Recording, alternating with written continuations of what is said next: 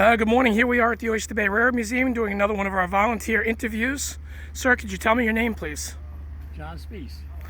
Good morning, John. How you doing? What's your age, sir? Well, there was a TV show back in the 60s called 77 Sunset Strip. So you can take your inference from that.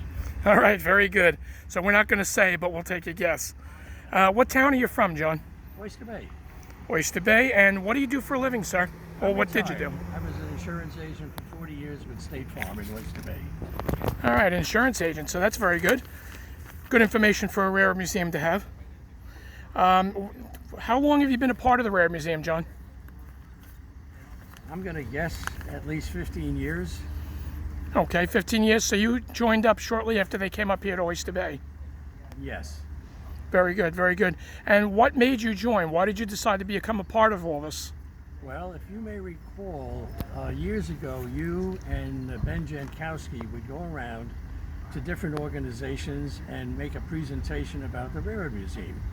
I was in the Rotary at that time, and you and Ben made a very good presentation. I was impressed, and that was the incentive for me to join. Okay, so basically you heard about it, you thought it was interesting, and got involved. I always had a lifelong love of trains, so it seemed to be a good fit for me.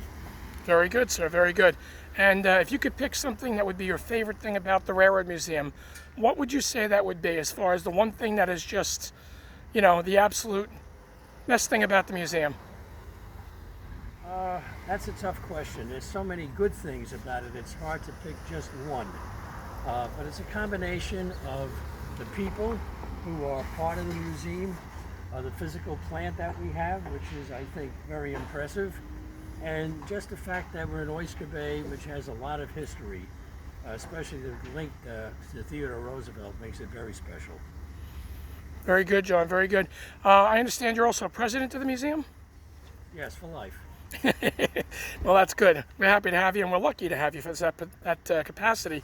As president, John, or even just as a member, if you had somebody that either maybe they had an interest in trains or history, or maybe no interest at all, and you just met them and you wanted to get them involved with the Rare Museum, what would be your reasoning for them to join? Why would you tell them, come on down and volunteer at the Oyster Bay Rare Museum? Well, I think they'd have to, first of all, have an interest in what our mission is. That's very important.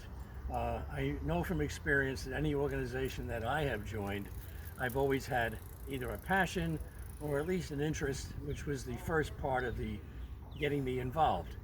I would bring them down to the station. I would also bring them down to the yard. And if that's something that they felt they could help with, fine. If not, if they had other aptitudes, such as accounting, finance, fundraising, that would also be something we are looking for all the time. Very good, John, very good. Thank you very much for your time. We'll let you get back to work. I know you're busy today with many of the projects, and we'll be talking to you soon.